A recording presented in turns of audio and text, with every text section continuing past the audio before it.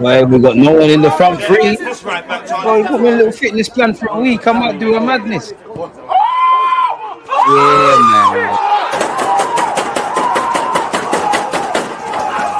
man.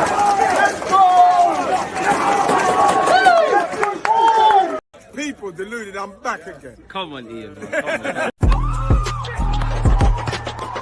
Hey, what you want?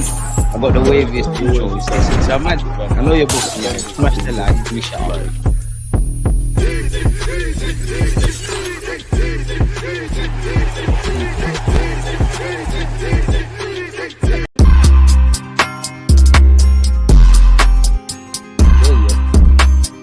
I'm waiting. And we're live again, people. Deluded, I'm back again. Good morning, good afternoon, good evening, and in some cases, good night. If you're new here, turn on the notification bell, subscribe, and that. Big up you lot on Twitch and on YouTube. Talking points. The first thing I want to say is I hope you're doing well and safe. You made it till Friday. Tomorrow, we're doing a watch along for Leicester versus Arsenal. I want to say thank you to you lot, man. Whether you're an Arsenal fan or you're not, or you just like my content or whatever, the highs, the lows. I appreciate you lot, man. We hit 65,000 subscribers. So by the end of the year, we need an extra 5K and we finally hit 70K, people. I told you lot, I let you lot down last year and it fuels me. You lot always praise my work rate and all of these things, but you'd have seen it went up even more because I can't shake how I felt at 11:59/2024 / midnight 2025, and I felt like a failure, man. I let people down in that, man, and we can't have that again, innit? So we're gonna fight tooth and nail to get there, innit? And then beyond that, the hard work don't stop. To be honest, though, when you get to 70K, I think my work rate will go up even more because you'll be like, right, you get 30 more, get the plaque and that, slap it there and that, and then maybe one day 1 million or something, man. Maybe I'm dreaming, man. But yeah, big up you lot. Hyper again. Player of the season where the mods are concerned, man. Run up the likes if you haven't already. So yeah, on a serious note, we all know like the lack of hate towards Arsenal. Appreciate that. For me, bro, Frank, if I'm honest with you, I always say, for me, I can't speak about no one else, yeah. And this is why you see I work with a diverse set of fans in it. You know, some fans are more critical on the club and Arteta. Some cut a lot of excuses. Some are in the middle. I think everybody has a right to an opinion. I don't ever want this platform to be a place where everyone who thinks like me or thinks like you, for example, we all feel the same way. We all want the best for the football club. So if I ever come across as I'm hateful, or I'm critical, or I'm happy as Larry, that's how I feel at the moment. And I feel where you look at Arsenal Football Club, there's a bunch, I wouldn't say happy, but there's a bunch of positive aspects. Now, clearly, we're critical of what the club have done in the transfer market. We're critical of the owners. To a degree, we're critical of Arteta. But for me, I can criticize Arteta and the club. But I just feel some make out that like we're fighting relegation and that like we're second. I'm not happy with finishing second. That don't mean anything, right? But it tells you there's something there.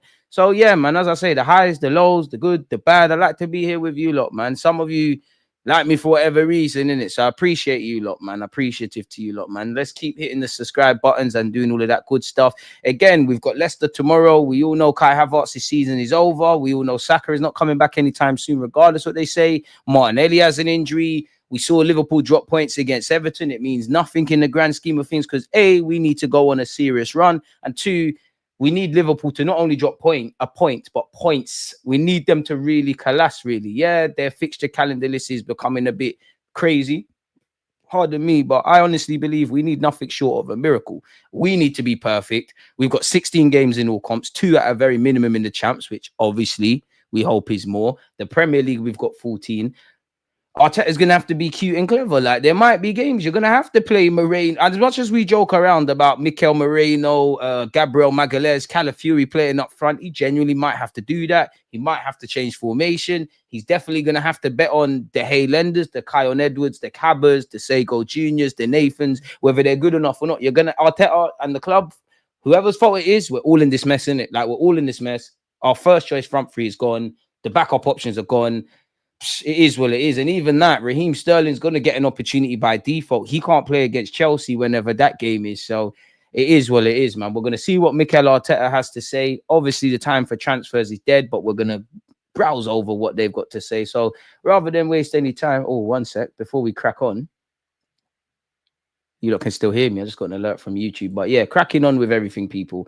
Gunner Blog said a few days ago, people, or Yeah, yesterday actually. At the moment, Bukayo Saka is penciled in to return in the second half of March. Gabriel Martinelli will return in a similar time frame. And we are, because we're out of the FA Cup, I am not happy with that. I want a congested fixture calendar list. I wanted Arsenal to be in everything.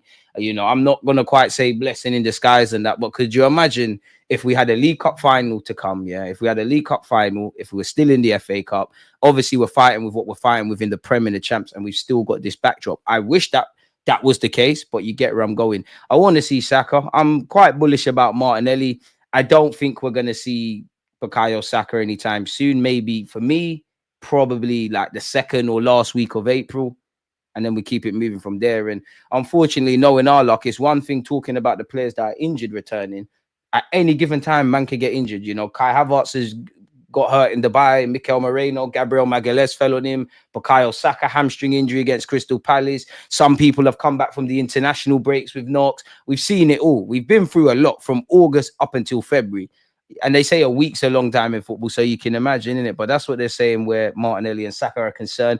Mikel Arteta had his press conference today. He said, why the presenter or whatever asked him, why are there so many injuries for Arsenal, but other teams as well?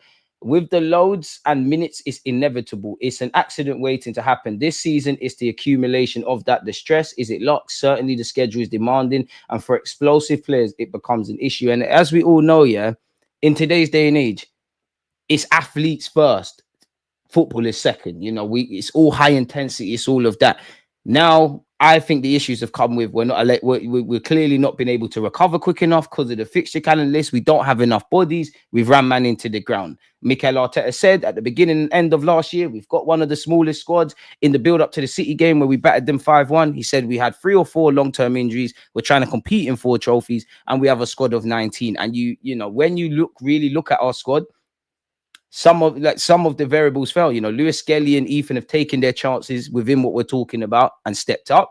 Tierney wouldn't be here if he never got injured in pre-season, so it could be even worse. But that's where I look at the club. I again, you would have seen my streams with Dan and Alex, big them up. We kind of touched on this. I'm kind of exhausted at this point, people. What I would say collectively as a club, no matter what you lot tell us in terms of buzzwords, what you've done in the last 2 transfer markets, not improving the quality of our starting 11 or the depth. You don't really want to be a team that competes in 4 competitions. If we win something, great. You don't. You really don't. You don't. Whether that's Arteta or the owners or whatever, they don't. Complacency is a killer. Doing nothing is a killer. He then said, in hindsight, do you wish you'd done more to sign a striker in the winter window? When you try your best and do everything you're capable of and do your homework, you can have regrets, but at least you know that you did that. Now, a bit of that is PR, clearly, like answering the question but not answering it. A bit of that is PR because obviously you're not going to drop your owners or Jason Ito or anyone in it. Cynically, if I look at it though, is that him also saying, you know what, I did everything I could. The people around me, I don't know if they did. Draw whatever conclusions you want to draw. We all saw this coming, except for bit harsh, for the clown. We pay 15 mil a year to do nothing. This club and the fans are a big joke. We all screamed that we needed signings in January, but the 15 mil manager decided that team is good enough. I can't wait to see this man exit our club.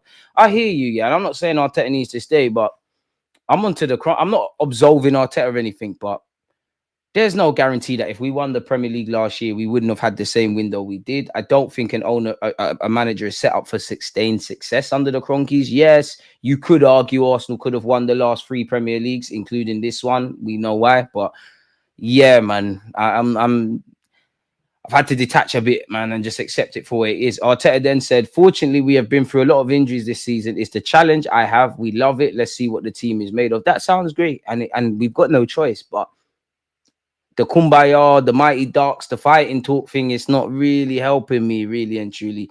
Any team in this league loses 4 players in the front line like that, and I know what the answer will be. That's true. But as an Arsenal fan, it's us who done. I only care about us. We have lost that. We have it all to do.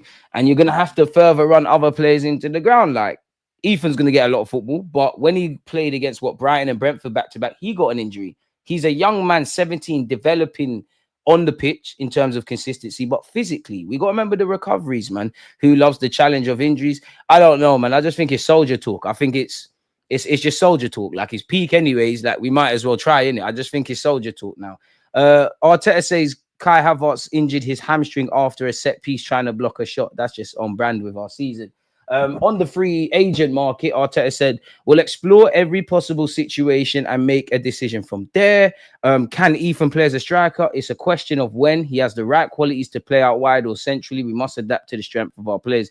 We're going to have to be cute and clever. Ethan, Trossard, Sterling, they're all going to have their opportunity to lead the line for this football club. Likewise, there might be a game, as much as we're running jokes about Gabriel Magalhaes, Calafiori, Mikel Moreno, who's the one that you see real concrete evidence or rumours from the ITKs, and also the Highlanders. Arteta's going to have to do everything.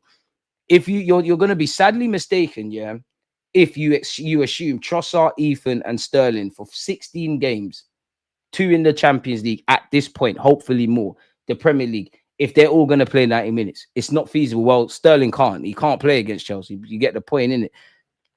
His peak. Villa made 2 or 3 signings as reinforcements. City made new signings, but Arsenal couldn't find one player to sign. Yeah, I'm with you with that, bro. I'm with you with that. Like, because whether it's the loan market in abroad, whether it's, I'm not for it, but making Neto permanent so it frees up a space for a Premier League loan, whether that's accelerating the summer plans, whether that's overpaying for someone like Ollie Watkins, you can do things, or you do nothing, and you have to hold that. Which doing nothing, people always say signing players you don't want to risk because it affects the budget and all of these things, which is true. But also doing nothing is also a risk. And you've seen with Kai Havertz, with Martinelli, we're in issues. And I must admit, I'm conflicted when I say this, because on one hand, and I'm sure you lot must feel the same way, like you didn't expect Arsenal to act in January, but with Jesus' injury and just everything at hand, you thought surely, like, it's a matter of competence now. Like, surely we do something. We didn't, innit? And we didn't actually as well. We did it. And then I started to think about it like this. Like, obviously, we've been second for the last few years. We're still probably going to end up second. I hope that is the case. If you didn't act, remember when we was fighting for fourth and we lost to Newcastle and Spurs way? If you didn't act in the market then, you weren't going to act now, innit? So, yeah, man. At the end of the day, we can't, like, I think fans can feel sorry for ourselves. I only feel sorry for the Arsenal fans and actually the players. I don't feel sorry for Mikel Arteta or the recruitment staff. Whether Arteta said, boys, help me out, the people above him or around him never helped him. Whether it was a thing where Jason Ito or whatever was suggesting targets and he said, no, I'm not a fly on the wall. I can't deal with that. Did you make it happen or not? We fumbled the last 2 windows. And I don't think any Arsenal fan is asking us to sign a prime Lionel Messi in January, but act like you needed to do something. So you either, it's either results or excuses. And there's always a lot of excuses. That's why I say, from a sporting point of view, I think us fans have a right to be upset, because when you're finishing second, when there's hope and all of those kind of things, smash the like button. And then you're seeing when we've got a chance to really kick on, really marry the squad, put our best foot forward. Because I think I speak for many balanced Arsenal fans, right? Let's just say between January that's just gone, right, and the summer, we all know that it's a twofold thing. I would say to our starting 11, you need a centre mid, you need a winger, you need a striker, right? And then it's a case of bodies, whether that could have been Fabio Vieira, Smith Rowe, and Nketiah, or this one, that one. I'll leave you lot to draw them conclusions there. If we done these things and the same reality happened, ergo, we've got no one to pick from or people are injured, I can only speak for myself. I would say, you know what, fair enough, because you have actively tried to avoid this. That is unlucky. If you had the striker, the winger, and all the other guys, and man get injured, it is what it is. The injuries merely just highlight how we've gone about our business. Like, it just highlights the incompetence. We have to be honest. We have to be honest. It's Pete, man. Deluded. The club honestly didn't want to do any serious business this season, and the journalists feed us lies, and y'all mad over something the club didn't even care for. Boy, think the players are not upset. Think you can go to Saliba in the summer and get an extension on his contract. The players have to be upset. Declan Rice said, I'm sure the manager's going to act. We have to play Tierney left wing. They've got to be. Again, I've never been a professional footballer, right? But if you like, we got to focus on the players that are available. Let's just say you're Declan Rice or you're Saliba. You know that you finished second in the last 2 windows. As much as I don't think we're going to win the Prem, you can't, until it's mathematically impossible, you still want to fight in it. You still want to try a thing. You're looking around, you're like, Saka's a match winner. He's injured. Kai Havertz is Pete. You're looking around. If you're being sinister, Arteta's going to have to use the kids. You might not think they're bad, but getting over the line it's an issue in itself. The players can't feel sorry for themselves. Like, it's a point where there's 1,000 reasons to be negative. They've just got to get on with it. Like, life has got us in a corner. Are we going to curl up in a ball, or are we going to come out fighting? And this ain't me trying to rally the troops, because we're past that now. We can't rally no troops. Like, we ain't even got enough people in the army, really and truly. We're just going to have to get on with it. Like, you're going to have to get on with it. Like, they're going to have to get on with it. And I guess one thing is, like, it's one thing putting out starting 11, but let's just say, we're trying to chase a lead. We're trying to chase we're losing 2-1 and there's 85 minutes on the clock. Who are you bringing off the bench? It's peak. Congrats on 65k subs, Deluded, now to 70 and beyond. Amen, man. Couldn't have done it without you lot. Big up yourselves, man. The players are seeing Tierney being deployed as a left winger. Their heads must be gone. He's going to have to. Maybe even a thing where you switch the formation. You go to a back three. Your fullbacks become wing backs. You do a little thing where Ethan and Trossard operate in the pockets. You have got Declan Rice to make those third man runs. I don't know. I ain't a coach. And I'm happy I'm not Mikel Arteta or anyone connected to the club, man. And yeah, the summer, and this is where, again, I think it'd be naive if you expect the club to bring in all the players we need, get rid of all the players in the summer. But it sounds cliche, because we probably say this all the time. The club need to have a big summer. This is the most important summer in a while. And I don't want to get into that chat for obvious reasons, but I don't want to hear excuses. If you really want Zubamendi, Sesko, Nico Williams, Garcia, all of these players have release clauses, and we keep hearing simultaneously we're prepared to pay a bit more over a long period of time. If these are the guys, great. But if you don't get these guys for whatever reason, make sure you've got alternatives. I don't want to hear we tried. The player weren't available on the market. If we can keep everyone fit. When has, in life, yeah, or better yet, in football, when have you got favorable terms? When is every potential condition favorable? Players staying fit, form continuing, set pieces working, players that are in good little purple patches of form doing what they're doing, no suspensions, no red cards. When does that happen? Where does that happen? It don't make no sense. And that's where I'm starting to get sick and tired. We're saying the same things again and again and hoping for different things. What about Odegaard on the wing? I'm not really for it. Arteta didn't sign players last January 2024. What's making you guys think he was going to sign players in this window? It's not about where the players start, it's where they finish. Calafiori, Declan, Skelly, all can score. Depends on where you invert them from.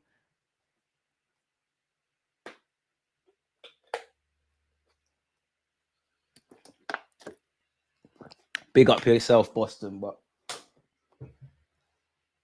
well, we're wishing on a star. We've obviously seen Skelly score a great finish. Declan Rice has improved his output. Who else is there?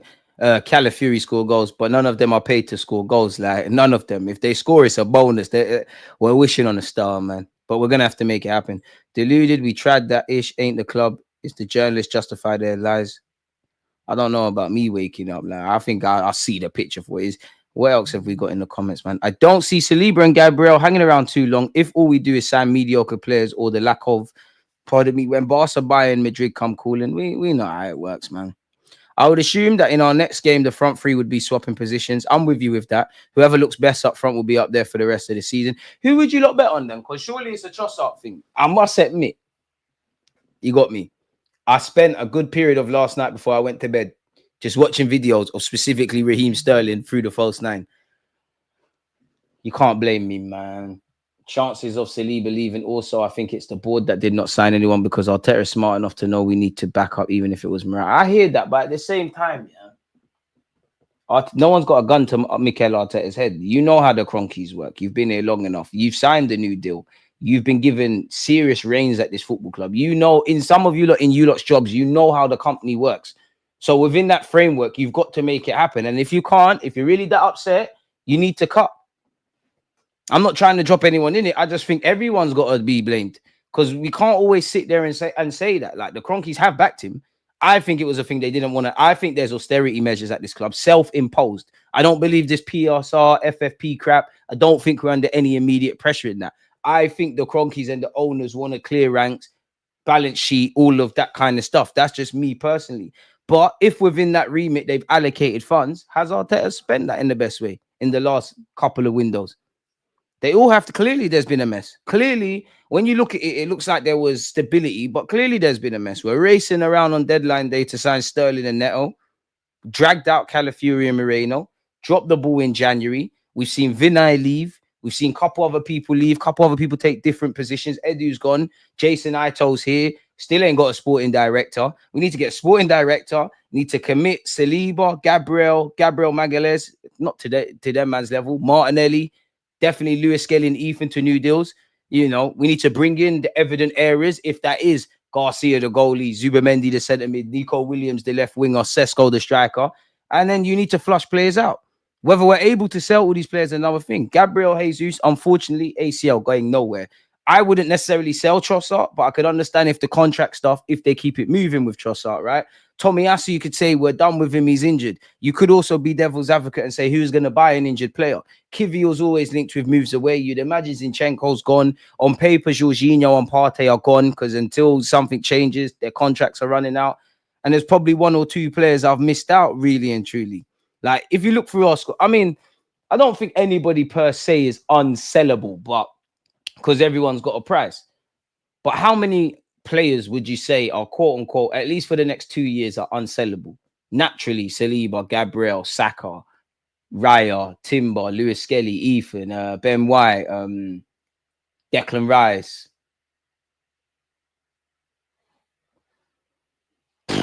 Then I think everything's subjective, you know, and Lewis Skelly and Ethan, if I never said them. I like Tommy, but I can understand if there's frustrations. I think Zinchenko's horrible, but I don't think he's as bad as people make out. I think he could be a squad player, but Tini's gone. I wouldn't be against Partey getting a new deal, but on paper, he's gone and it's been radio silence. Jorginho's cutting. Obviously, Moreno's going to stay here. One love for the super chat. My favorite Arsenal fan have these £2. Appreciate you, Dark man. Appreciate it. Just needed your time, but appreciate you with the super chat, man. A 17-year-old playing striker. Arteta, you have Blunyan's. 5 years in, signed one striker, but it's the board. Y'all say he hasn't spent well, it seems. I think, listen, the way I look at Mikel Arteta spending, like, to get us to this period, we're second. I would say in the last 2 years, I have to look at everything. The owner, Arteta, the players, through a finer eye. And I think we've swindled it. I don't think, like, honestly, in these last two windows, these lot can say they tried their hardest. That's just me. Man are talking about defenders scoring goals. It's collapse, bro. It's collapse. And I ain't seen it collapse like this for a minute. Like, we're in trouble, lad. Like, we're in trouble. Again, I don't know where I'm looking at this because the way they framed this Saka rumor, about him being out for another 8 weeks. When you do the maths, he's going to be, it's the same period he's going to be around anyways. Maybe I'm wrong. Maybe my maths is poor. Let's read it and you lot let me know what's going on in it. Bukayo Saka is set to miss another 8 weeks of action for Arsenal as he continues his recovery from a serious hamstring injury. We all know it was a horrible day, December the 21st, when he went down against Crystal Palace. We all know he underwent surgery and the recovery period is estimated to be 10 and 12 weeks, people. The England winger is not said to have suffered any setbacks and is on schedule to return with the above time frame from when the injury occurred. The Sun has reported that he could miss another 8 weeks, which would put him in line for a return to action in mid-April.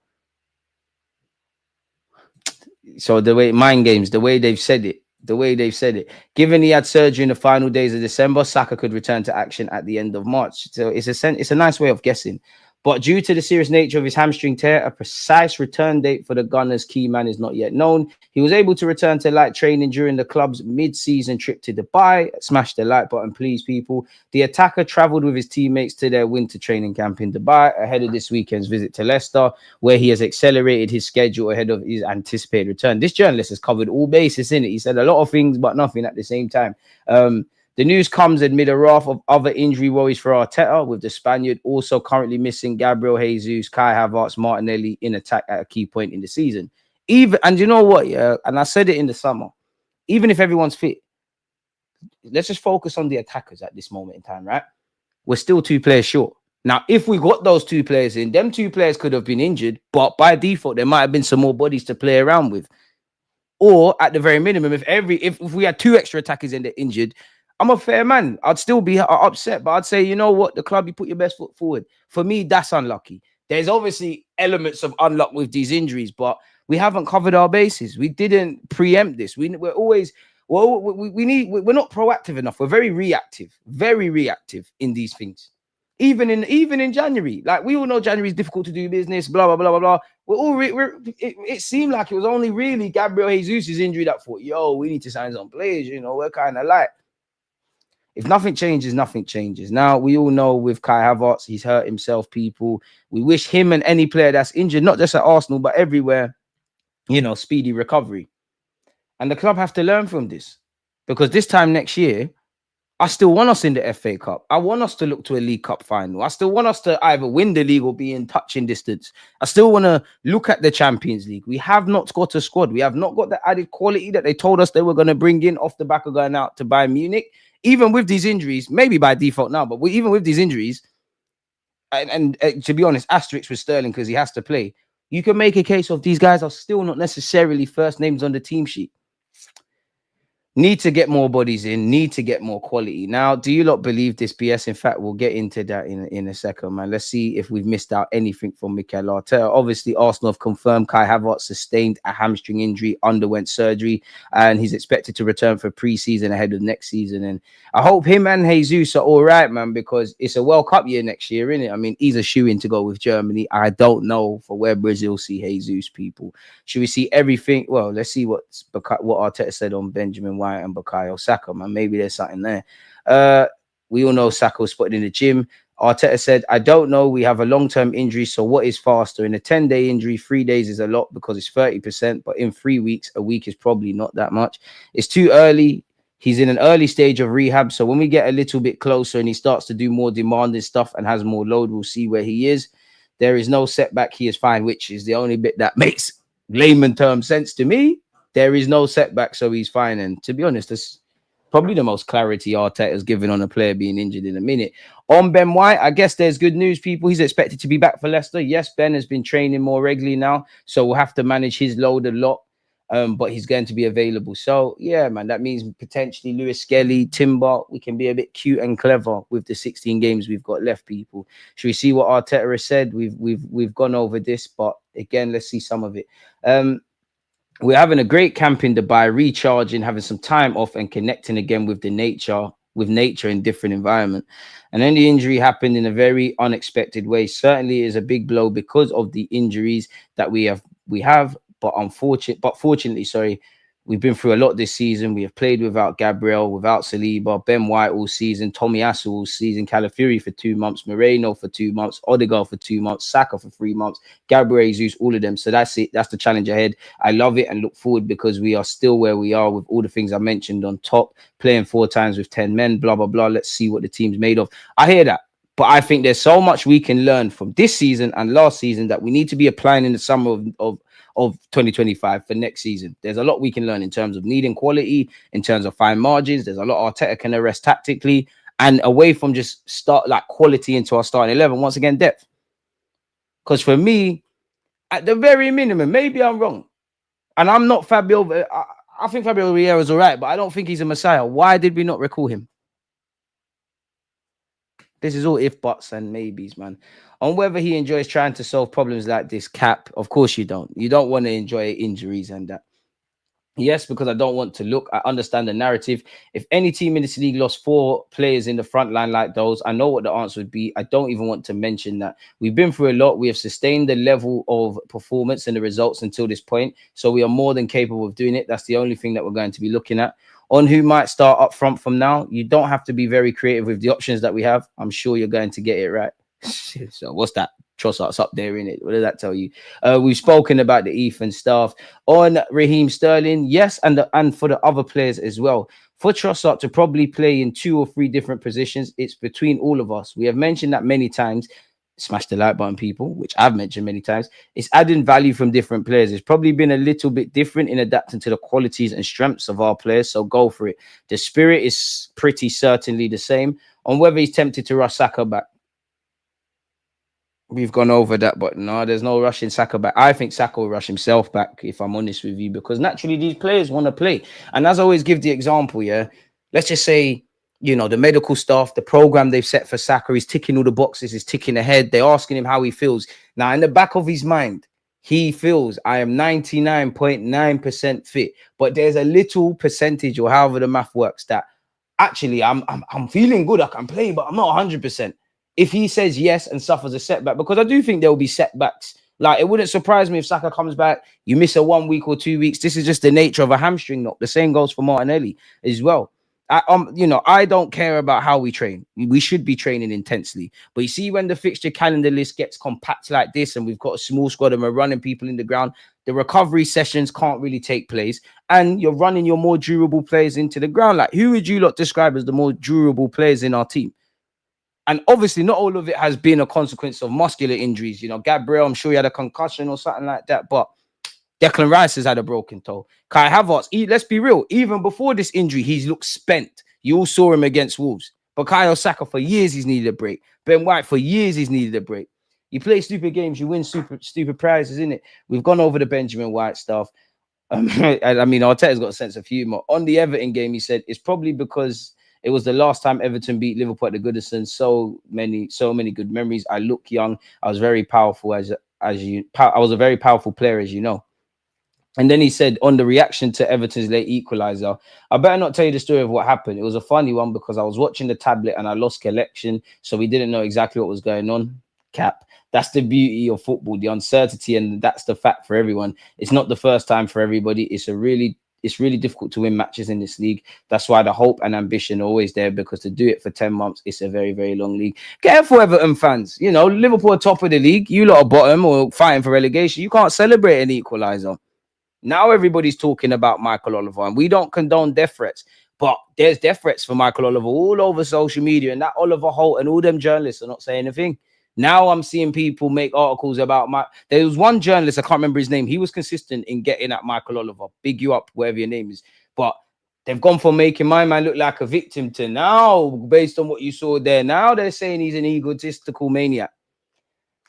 They called us moaners, though. It is what it is, people. On whether that goal proves he's the answer to our striker shortage, I think we'd be in big trouble. Who?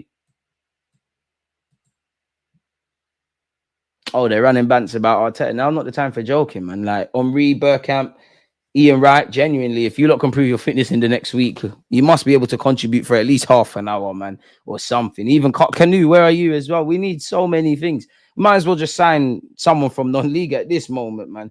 On how he keeps injured players focused.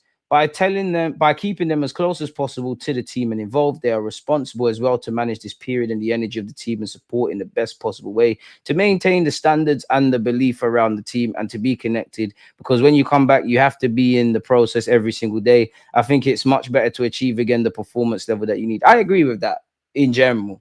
Where we are now, I don't want to hear that right now.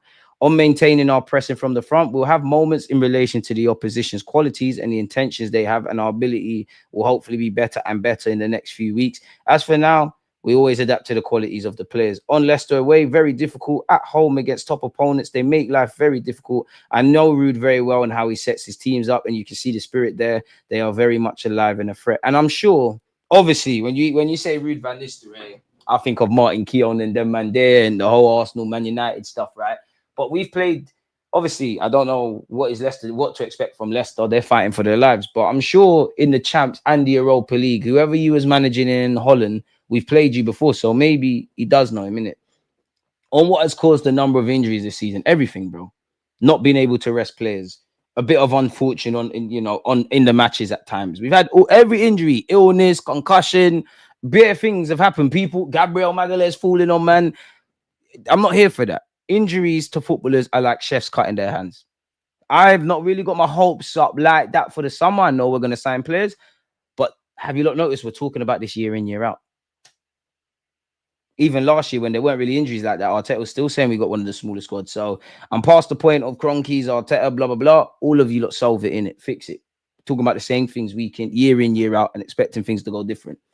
There's never going to be favorable 100% favorable circumstances in the Premier League. And when it's gone left like this season, we're still not getting over the line. When it's gone, quote unquote, somewhat favorable on the injury front last season, still haven't got over the line. And I know that is very different, but what really sparked, beyond the obvious, VAR did us dirty in 2022-23. But if we wanted to look at the first title challenge on a simple thing, Saliba got injured. You're relying on Kivior, who was new to the league and didn't get his chance before Rob Holding, who's shit. Pig him up. Is where it is. You cannot prove it, so the evidence we can provide is very limited in many aspects. That's cap, because listen, Arteta, the medical staff, everyone who actually works for Arsenal. I'm not naive. Whether it's at the end of the season when you're reviewing everything, or it's now, brother, you're clearly looking at what you've clearly got evidence, whether it's how much minutes the players have had, how much recovery, all of that kind of jazz. Of course, they're not going to tell us in it. But anyways, and every case is very different.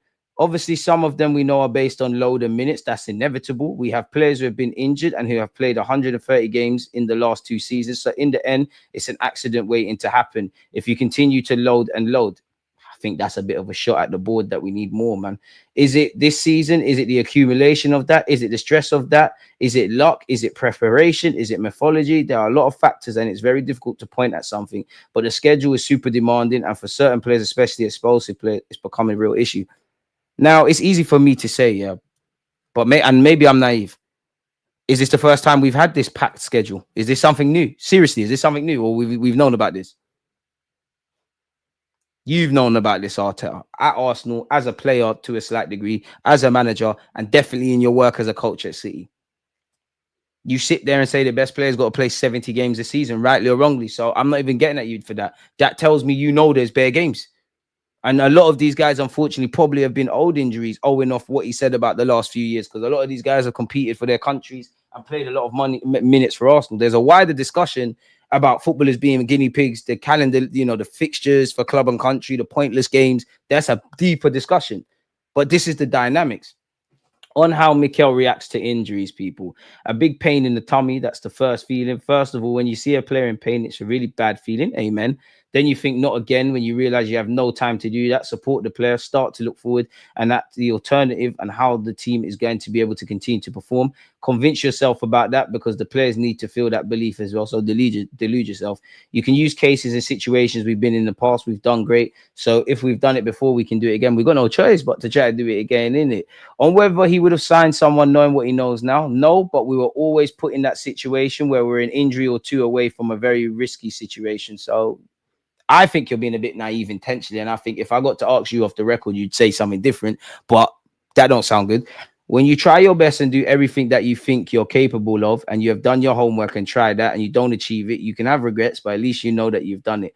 On whether he'll limit his ambitions this season, if I do that, I'd prefer to go home. No chance. I hear that. Obviously, the mood of the camp is we need it to be positive. There's always a moment. It happened when we were training super well and we were in the best environment, and suddenly this happened. But you have to turn things around. Unfortunately, we go through that a lot. You can see the reaction with the physios as well, the whole team, and how we feel about that. Tomiyasu is another one that has been really strong in this kind of situation. Ben too. When Mikel came in and suddenly he's on the floor and out for 6 to 8 weeks, unfortunately, we had a lot. It's part of the game. It's part of our profession, and we have to deal with that. Is it just me, or in this article that we're reading, people, this is the most I've heard from Mikel Arteta, just at the very least, name dropping Tomiyasu. It's crazy. Question, sorry, I'm fed up how he thinks everything is funny and smiling at his press conferences. I think that's harsh, to be fair, but I get why you'd feel like that. On whether he saw the impact of the players, the reaction is, what else do we have to do? Let's do something. That's it. That's the reaction. We've gone through the Kai Havertz thing. On whether he'll change the approach given the different type of forwards now, we're kind of alluding to the same things. Of course, he's going to have to keep the same way we're playing, but also be a bit cute and clever.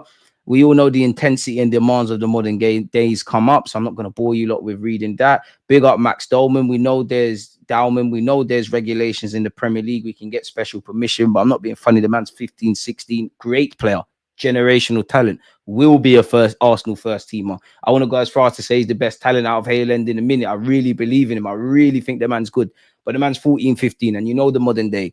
Couple clips on Twitter, you're the bee's knees, and everyone thinks because you're a talented young player, and you could have a great future, you're going to be there. You're going to be there overnight. If it was up to me, even me who loves young players, shouldn't even know about these, man. But it is what it is. So just you keep doing what you're doing. We'd love to see you make your debut, but Arsenal fans will get rather acquainted with him, man. They knew about Tommy's injury, so what did they do? Give him another contract. To be fair, though, I think he did deserve another contract at the time. I do think it protected his resale value, but you are right. He is injury prone. And I can't remember the length of his contract, but I remember doing what do you call this again? Just being here with you lot in it. And we were speaking and saying, the length of his contract, maybe if he wasn't injury prone, he'd have got longer in it. I could understand if the club lost patience. Everybody knows how much I love Tomiyasu, but there's no point being good at your job if you're never there, innit? It is what it is, man.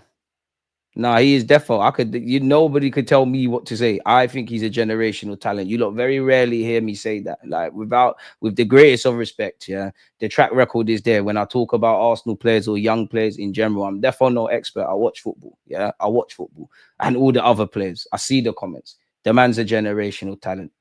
But there's been plenty of generational talents. Balotelli was a generational talent. Ravel Morrison was. Where are they? There's a lot of other factors that come with it. The man is a generational talent.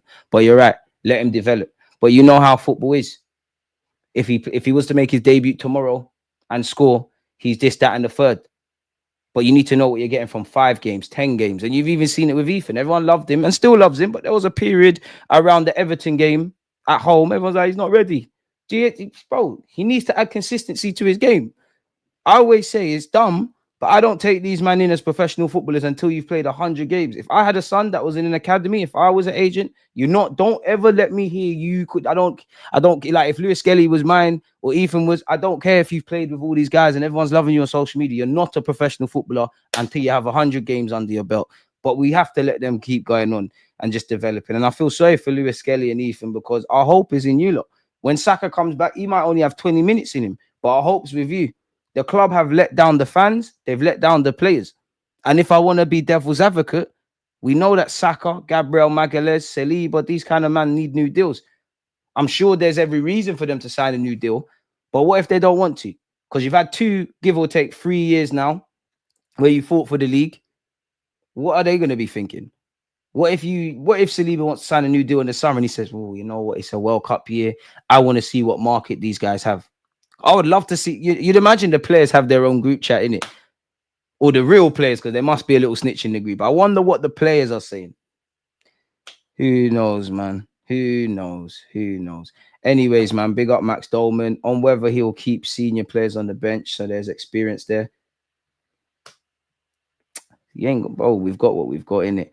On how he adapts training to help with fatigue, it's very limited. We train less than ever. You see our data, we train less than ever. It's normal. There's no time for training. But when we talk about training, it's not only what happens on the grass. The biggest problem is that you don't train the muscle. That's the problem. So the muscle is undertrained. And when you expose the muscle and tendon to an exposure, they cannot absorb because the tendon needs 72 hours to recover. Bear that in mind for the young players. So a lot, even Lewis Skelly's had knocks. So a lot of people talk about what we're doing outside. It's not outside, it's inside. When you have to load that muscle for 2, 3, 6, 8 weeks, when you haven't trained it, the risk of injury is much bigger because the muscle and tendon are not recovered. And when it's not prepared to absorb the load and the stress, you're going to put it under again every 3 days. That's the problem. On whether he takes heart from what we've already done this season,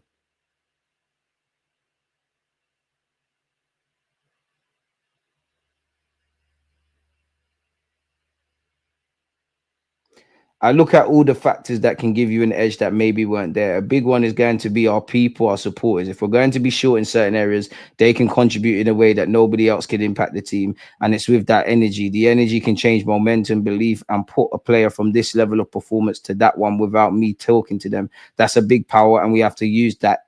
Use everything that we have in-house and in our domain to do that. No, I don't doubt that. You look at Man City at home, you look at them kind of games there. But that we can't be screaming that for 14 games in the Prem, bro. It's not making sense. It sounds good. It really does. And I don't think it's wrong. Reality, I hope I'm wrong. On whether Everton's equaliser helps change momentum. Anytime Liverpool drop points, it helps. But that's got F all to do with us. We ain't got no striker. We ain't got no sporting director. The squad is down to its bare bones. There's not a reason to be positive apart from being blindly optimistic and just supporting the club. Just need to keep going. On how he gets Sterling going. Now, do we believe in Sterling, folks? Let me know your thoughts. He's been much more involved recently as well on his merit, and he's earned the right to do so. Obviously, now in terms of minutes and availability, we have those players. All the players are going to have more exposure, and certainly Raz will be one of them. On the women's team, big them up. North London Derby on Sunday. Smash them in, man. All the best. Let's do it again. It's going to be packed. It's just a joy to watch the amount of support that they deservedly get in because of what they're doing. So, yeah, man. Hopefully Arsenal beat Leicester. I know our under-21s are playing today. I know our 18s are playing on Saturday. And obviously the women, will be playing on Sunday. Let's hope it's a clean sweep in it, but someone's going to mess it up in it. Anyways, people, let's start closing tabs. Tab police, I'm getting better, no? We've gone over that. We all know this is BS in it. We all know this is BS. But for you lot, I don't mind speaking about it. We've been linked with Harry Kane. Arsenal will have to hold behind the scenes talks with Harry Kane before making a formal move to sign him from Bayern Munich. Really? We really think we're not getting Harry Kane. I know he was in our academy. There's them pictures that resurface of him at the parades and whatnot as a little kid. Yeah, he's not. He's not. He's not. You're not going to be able to walk the streets in it. I don't really care for any quote unquote legacy you've got at Spurs. It's Spurs. You ain't gonna do that in it. And he's been apparently. You see rumors in Germany, Bayern Munich allegedly are not 100% convinced with him, and he's linked with a whole bunch of English clubs. I'm not gonna believe that, but yeah, it's a good talking point. We've gone over the Martinelli and Saka thing. TBR Football has been told Arsenal not planning to sign a free agent to bolster the attacking department, although that is unlikely to stop the club being offered a number of unattached players by agents. On Martinelli, Arsenal have opened discussions with Martinelli over a new long-term contract. Although negotiations are in the early stages, there's a feeling among all parties that an agreement will be reached. You've heard the same about Saka. I want to hear the same about Gabriel Magalhaes and Saliba. I'm getting bored of hearing about Nico Williams, but allegedly Arsenal are the most likely candidate to sign Bilbao forward Nico Williams this summer.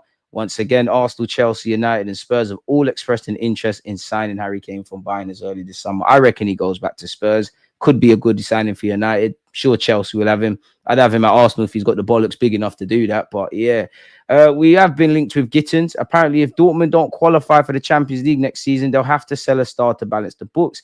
Karim Adeyemi, Kobal, and Gittins are all strong contenders to be sold with the English winger in Bayern sights. And you would have seen as well, we've been linked with Karim Adeyemi this week. Arsenal have Interduo, Lautaro Martinez, and Marcus Thuram on their list of attacking targets. I only believe the Lautaro Martinez one. Thuram, I don't believe that. Apparently, Spurs have joined Arsenal and Chelsea in the race to sign Gittins this summer. Kylian Mbappe is urging Real Madrid to sign Saliba from Arsenal. Listen, it's Real Madrid. And it's Real Madrid with the French Revolution. Camavinga, Tchouameni, Mbappe. There's therefore 1-2 other players I'm missing out. Man United and Spurs are looking to sign Cunha from Wolves. He was a player linked with us. Real Madrid apparently are in the race with Arsenal to sign Real Sociedad midfielder Martin Zubimendi. Newcastle are hopeful of persuading Isaac to sign a new contract with the club to starve off interest from the likes of Arsenal. Actually, today, the rumors are saying Isaac is keen on a move to Liverpool. Again, I think he's staying there. Apparently, Arsenal, Eintracht Frankfurt, and Liverpool are all interested in signing Mohamed Amoura, and he could leave Wolfsburg this season for 40 million euros. Not going to act like I know who he is like that, but yeah, I'm not going to read that. Apparently, Arsenal are one of the sides to send a scout to watch Porto take on Roma. I mean, they could have just been watching Fabio Vieira. Porto have a couple of emerging kids. What's that young one? Is it Mora or something? Mora. Is it that? Porto got a couple kids that I'm watching from a footballing sense. That sounds mad. You get where I'm going in it. Definitely not on. We don't condone them things, but yeah, it doesn't really say anything. Apart from, yeah, we probably was looking at Fabio Vieira. Arsenal have been told they might have to splash out as much as 100 million euros to sign Sesko, unless there's a trigger, unless a bidding war is triggered. Because Newcastle every now and again are linked with him. I'd say Chelsea, Arsenal, and Man United primarily are linked. Every now and again to go with Newcastle, PSG, and Barca are thrown in. Yeah, they just want a bidding war, sell to the highest bidder. Madness. They don't want that. Apparently, we see rumors that it will take around 60 to 70. And as you can see here, AC, Real Madrid, Bayern, Chelsea, they probably all got various degrees. Hey, Foxy, you know, the more you, yeah, he's cold. He's cold. I don't agree with this, but this 100 million shout, I think 60, 70, 80 kind of does it. Allegedly, Nico Williams has told Yalmao he'll sign for Arsenal. Believe it when I see it, people. And how would you lot know this? It's not making sense, man. You're just taking the piss, man. But it is what it is. What have we got here? Man United apparently are to rival us for Sesko. Although you type Man United in and it says Gyökeres is going to be one of their players in the summer. I can't lie, man. If you could bring me Sesko and Mbuemo, because I think someone's got to try Mbuemo. He's contracted until 2026. Forgive me if I'm wrong. So yeah, Nico Williams has one goal in La Liga this entire season. It's looking booky, isn't it? But if that's the guy you want, get it done in it. I'm tired of hearing Sesko's name, Zubimendi's name, Nico Williams' name, Garcia's name. Go get them in. If you can't get them in, bring your next guy in. What I don't tell me in, I don't know, September the 1st, 2nd, 3rd, when the market closes. Oh, there was no market opportunities. There was no one. I think if we sign a striker, we're not going to sign a winger. I think if we sign a winger, we're not going to sign a striker. I hope I'm wrong and we address both areas. We still need to remember centre mid and that long-term Declan Rice partner. Then I genuinely believe it's about buffering the squad. Like if money was no thing, without getting into names, need a couple of goalies, someone to be second and third choice. So that's two off the bat. Centre mid, out wide areas, striker. Can you get, if I could get another versatile defender, preference would be the Timber Tomiyasu sorts that can play across the back four. Because there has been times where you would have liked to, maybe not in the league so much, but Saliba, Gabriel, Timber, if we could have been a bit cute and clever and we had a bit more depth, one of them could come out. Yeah, you could caveat that and say, Ben White and Calafiori, if they were fit, we could have been, and Tommy, we could have done that anyways. But you get where I'm going, people. I mean, it's easy to link United and Arsenal with players, but apparently Arsenal and Man United have contacted Atalanta for Rutugi. He's having a good season. Recent reports claim that both Arsenal and Man United have been in contact with Atalanta to discuss the availability of the centre forward in Italy international Matteo Rutugi. The striker has been in excellent form in front of goal following his move to Bergamo in the summer and is now up to 20 goals in Serie A, 23 in all comps, following his 4-goal haul in the 5-0 win over Verona over the weekend. Though he has not yet completed a full season with Atalanta, there are already suggestions that Rutugi is of interest to a number of top clubs across Europe ahead of the summer transfer window. Man United and Arsenal in contact.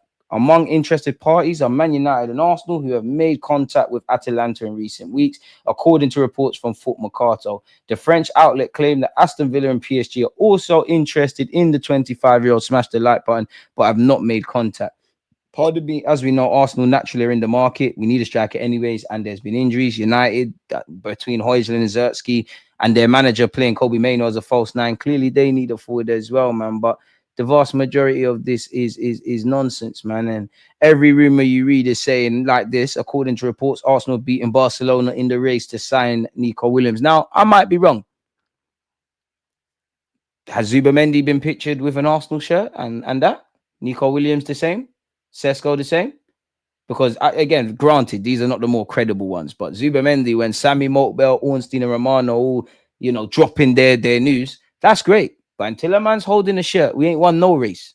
As we can see, footballers flip what they want to do on the best of days. And don't forget, people, complete side note, we will be watching Leicester versus Arsenal tomorrow. I'm live from 11:30 tomorrow morning because we kick off, obviously, an hour before, man. What else have we got here? Let's see. Ollie Watkins hype. I'm sure I just saw something with Sesko. Let me go on this one. I mean, we can't terminate them, but yeah. I never wanted to go to England. Well, I ain't reading that. Big up Valverde. I don't want to hear that, man. Get the hell out of here.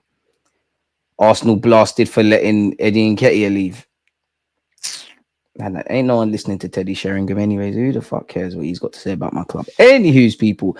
Arsenal are confident they can win the race to sign Sesko, and the Slovenian prioritized the Gunners' move over Premier League clubs last summer. A lot can change in a year. Ben Jacobs, don't know if he's credible like that. I don't know if he's on the same level to the Ornsteins, the Romanos, these kind of man people, and all of these things. Apparently, he's been sold on the project. So if you're really sold on the project and the player and the club wanted you, yeah, like, you really think you couldn't compete with Kai Havertz?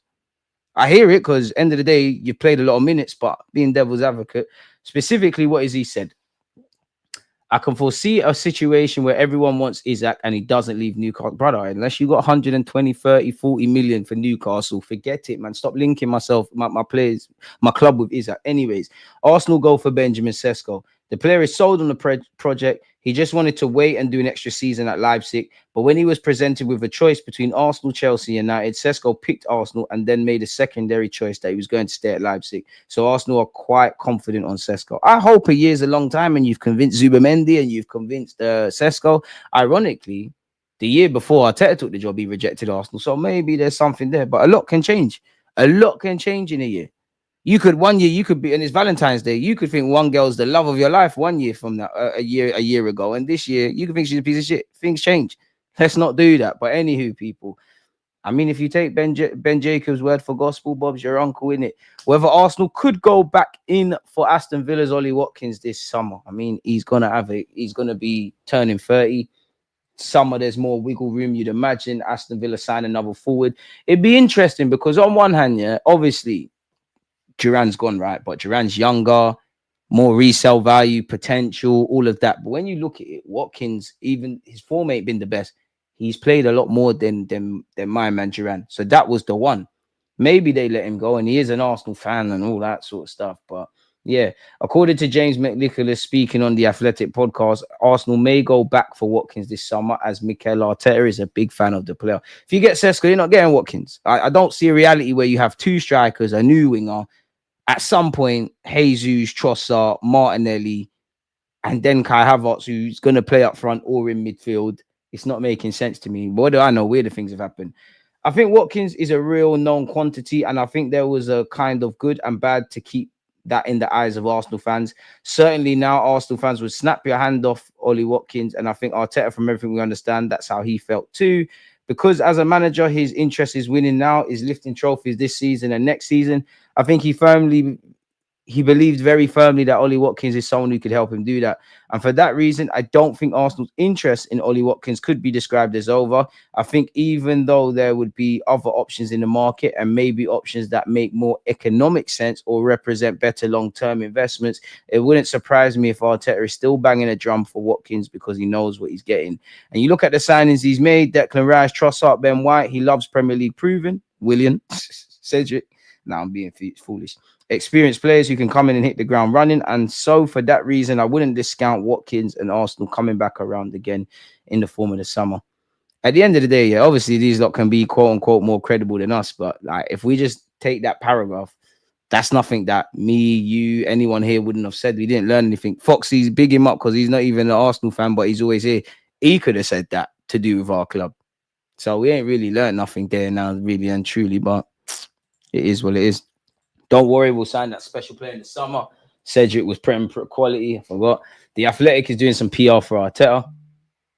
Ben Jacobs, nice guy, but he's a bit of a waffler. They're all wafflers, bro. They're all wafflers. And even like, I rate David Ornstein and Romano, but they've succumbed to the belly of the beast. And I get it. The game is the game. Like, Ornstein does a lot more chatting than he used to. He just used to keep Storm, article gone, and we all know Romano excited. Like, he will remix the same things again and again. It's got to a point, until I see Fabrizio Romano with my own eyes, I don't even know if he's a real person, because that man is up at all hours of the day, tweeting information, getting information. Clearly he's in and the game's the game. I'm not criticizing these guys, but you got to get how you live. Romano's clearly got ties to agents and drumming up interest in that regard. 100%. Like, the game is rigged. It is what it is, man. Already have enough DMs though. Can't fathom why we need more. What about Lookman? His contract's not running down. Doesn't see. I mean, anything can happen, but do you see any real credible links with Lookman? Like, the only ones that you can, well, we don't know because we're not flies on the wall, but it only seems like whether we get them or not, we know there's accredited interest in Isak. We know the same for Sesko, Nico Williams, Zubimendi, and this Garcia lad, the goalie, and maybe a couple Ollie Watkins to a slight degree as well, a couple others.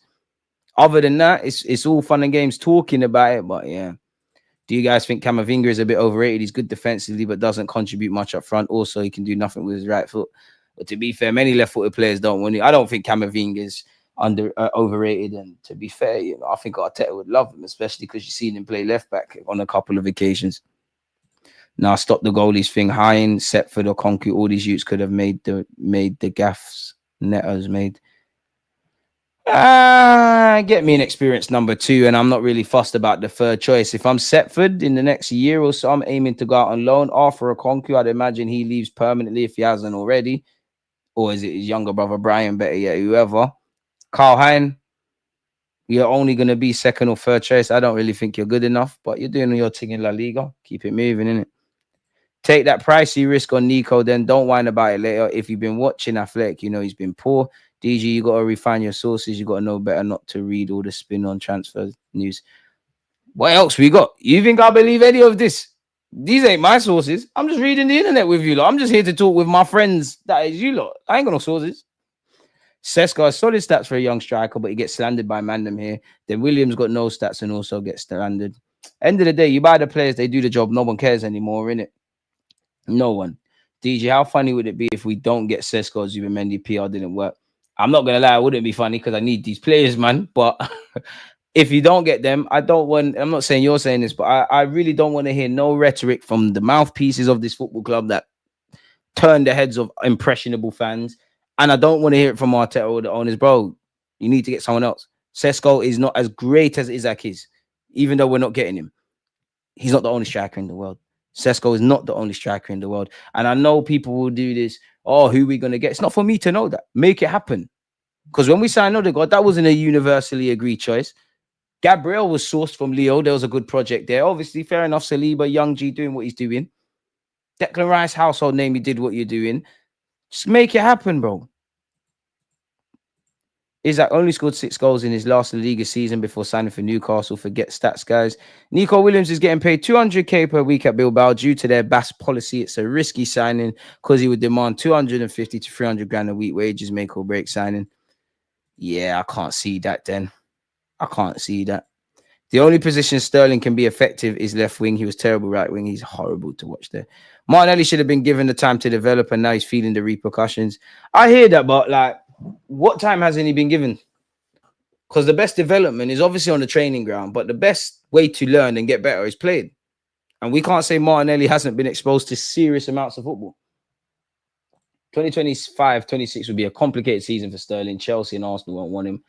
Got to make sure his agent's doing what needs to be done. A man said Sterling couldn't beat Tony Adams' statue. I shouldn't laugh, man, but bloody hell, mate. Bloody hell. Bloody hell. I don't want to sell Saka, but you shouldn't want to ban people for having the idea. It's a valid idea. I don't ban people, man. For that, everyone's allowed an opinion. DG, I say if, I would sooner lose Saliba than Gabriel. It depends, man, because I think if we're trying to win right now, Gabriel is a bit. I think we'd feel the loss of Gabriel a lot. Saliba's generational, and that individually they're great. We've got a great partnership. I made peace a long time ago that one day Saliba's going to play for Real Madrid. So indirectly in the back of my head, that's always been the case. Who said Arsenal haven't looked at Lookman? He'd be a perfect addition. We don't know if he has or isn't. I'm just going off the ones that we know there's a credible interest. We've probably looked at a bunch of players. The same goes for all clubs. I'd like Lookman, and his contract is running down. So see what gone. Do you remember the war chest gimmick? The new one is going to be unprecedented summer. At this point, seeing is believing, in it. If the deadline day closes and you've addressed the areas that the 11 need and you've looked after the squad, fair enough. Because what was the last window? I'd say, I think the window we signed Raya, Timber, Rice, Kai Havertz. I'd say, you know what, fair enough, innit? You got them in early. I still think we needed another centre midfielder. I don't think anyone wanted Kai Havertz, but fair enough. You did what you needed to do. Other than that, it's been a half job, man. It's been a half job. I don't think for what it's worth, we're going for at the moment. Lookman, quality player, and he can play off the left. He's not going to play up front for us. I don't think we want him. Even that, when you break it down, you know, Sesko's probably going to be on less wages. But let's just say, in an ideal world, I don't think we're a club that's going to sign Isaac for the money and the wages, put Nico Williams on those great wages, do what you need to do for Zubamendi, renew the contracts that need to be renewed. It's a fallacy, man. Watkins is a frustrating one. He misses so many sitters. Remember the 2 versus you at Villa Park, but credit to him, he always gets back into positions to put at least one away. I hear you. My striker should be missing those. Well, you want them to score all the chances, but I hear you. This season, he's been quite poor, but he would definitely help us. Did you keep up the great work you do? Appreciate that, my dude. Saliba has had bad moments in critical games in recent times. Gabriel hasn't, or even if he has had, he's made up for it by scoring a goal. Selling Gabriel is a horrible decision. I can't lie that Sesko signing will mean Arteta will go all in with 50 crosses a game. If that gets us over the line, I'm all for it. Why is everyone becoming an accountant when we need players? Any players, bro. Bringing Nketiah back actually makes us better. The bar is that low.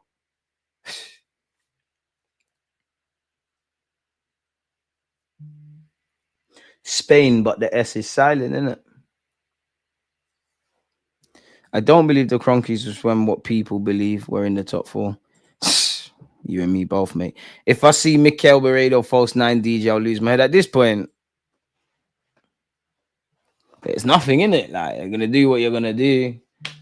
Kind of just want the season to end. Blind support now. I mean, I always back my team, but blind support, blind hope Liverpool fall out of a cliff, because if we won the league, it'd be the greatest league achievement with all the contexts I've seen in my 29 years. I have hope, naturally, but I live in reality. It's not going to happen, is it, man? And we just have to dust ourselves off and go again. As I said, though, man, I can't guarantee Arsenal success, but I'll ride the highs and lows with you lot. Again, people, I'm going to love and leave you lot. Appreciate you lot engaging, getting me over the line with 65,000. Don't forget to follow the second channel, people, where I cut up clips and all of that. Links in the description. I'll see you lot for Leicester against Arsenal tomorrow, man. Live from 11:30 a.m. UK time.